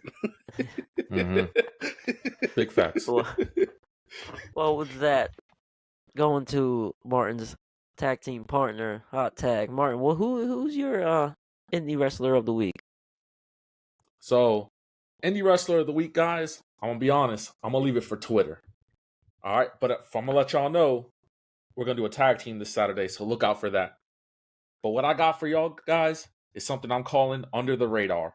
And Under the Radar is simply this. I'm going to tell you about a show that happened within this week that I know you missed and you need to go watch it. And that show this week was MLW's Kings of the Coliseum. Guys, it's a 2-hour show. It was phenomenal with future stars like Alec Price. And then on top of that, it was the return of Matt Riddle in the main event with Jacob Fatu, and they tore the house down. I know you guys were crapping on Matt Riddle earlier. That's fine. I promise you, they tore the house down. Jacob Fatu is probably the most insane person in his family. Oh, yeah. And I would defend that forever. But between the performance, the matches, the production, and even, guys, the commentary, everything was so great. Independently speaking, on the Nitram scale, guys, this show is getting a 7 out of 10. So go ahead and check that out. The Nitram scale. So the Nitram scale, which is crazy. That's the Martin scale. Martin Nitram Hernandez scale out of 10. Like, I like that it so much better as Nitram. Yo, Nitram is Martin backwards, bro. Brandon. I know it is, but I like Nitram so much more. So that's what's the good things. Brandon, Mr. Bad Guy, Mr. Savage. What's the down bad pick of the week? Who's down bad? Man, who's down bad? Honestly, I wanted to pick TK real bad this week because that was disgusting. But we're gonna go with Jeff Hardy because honestly, it's never good deleting your post. Honestly, stand on business, brother. Like Jeff, Stand on that shit. stand on business. Yo, Jeff Hardy, he posted a stat earlier this week about not being on Rampage, not being allowed on Rampage, only being on Collision. But like, there has to be good reason. Rampage. He's only allowed on Rampage. Disgusting. But it has to be good reason. And then, a video comes out this week of Jeff Hardy doing a spot and just completely failing. Like, completely failing. And you go to yourself, maybe that's the reason you're not on TV, brother. Maybe you should be added to Chance's list and just hang it up. That's a down bad pick of the week. Look, Jeff Hardy needs to be happy. Down bad, hey. Hang it up. He needs to be happy to have a fucking job. But my double tap of the week shut is up. the matches you should go see again. What was that? I said Jeff needs to shut up and be happy he has a job. Jeff has more chances than anyone, job, and I never understood why. That man is nothing, and I truly mean this, guys. Like, it can get the hater alert or whatever. Jeff Hardy, to me, is something I don't understand. He was never nothing special. Jesus Christ. I don't understand Jeff Hardy. I don't get what all the hype's tell about. Me how you really feel. All right, man, take it easy, bro. Jesus. Whoa, calm down. Reel Someone grab reel it back be so I can do the double tap of the week. That is the best matches I've seen this week. Honestly, I'm going to give it to the whole Smackdown matches. All of them? Because Smackdown, for me, it cooked this week. All of them were entertaining. All of them were hard-hitting. All of them were spot on to me. So, any match from Smackdown, I was kind of jealous Martin got Smackdown this week. Yeah, Smackdown was fire this week. But that is our week for this episode podcast. Ladies, gentlemen, welcome to the ZombiieKing TakeOver. We'll probably not do it again because I don't know. But yeah, that's it. That's all we have for this week. Chance, any plugs? Martin plugs. Savage plugs. Listen, hey, you got matches? You got matches? What's going on? No matches this week. Unfortunately, my girlfriend's getting surgery tomorrow, so I gotta take care of her. Listen, I hope Vanessa have a good surgery. Have a good surgery, and we'll be there to take care of you. If he doesn't, let us know. We'll all hit him with a super kick as his punishment for talking down to Obi Femi. Listen, the only thing I ever care about is this Twitter account. Listen, it's the only thing I care about. Follow us at SIDESOTR on Twitter.com. And also, guys, I want to thank one of the ringsiders for buying me a brand new transmission so I can install it in my car. I appreciate you guys. You guys are amazing. We're going to start a P.O. box soon, all right? Guys, you can send you're that not hearing it twice. But all I care about is this motherfucking Twitter. Okay? Y'all know me and Chance are on it. All right? It's all we care about. I love everybody who gets involved with our tweets and everything about it. Give us a follow. We got great things coming up. And also, like I said, check out our indie pick of the week. It's going to be a tag team this week. It's going to be a good one. It's Life in Times, LYFE. You can find me on Twitter and Instagram. You know the vibes. Yeah. And you know ZombiieKing. ZombiieKing Instagram, ZombiieKing91 on YouTube, ZombiieKing _ on Twitter. So, I'm on Twitter, y'all, so go give me a follow. With that said, this is this week's episode of 4 Sides to the Ring. Thank you for listening. Please go like all our platforms, Twitter, Instagram. I think we're on everything. TikTok. Our podcast is pretty much everywhere. Technically on whatnot. iTunes, YouTube. Go, please, like, share, and don't forget to listen. Thank you, y'all. We'll see you next week.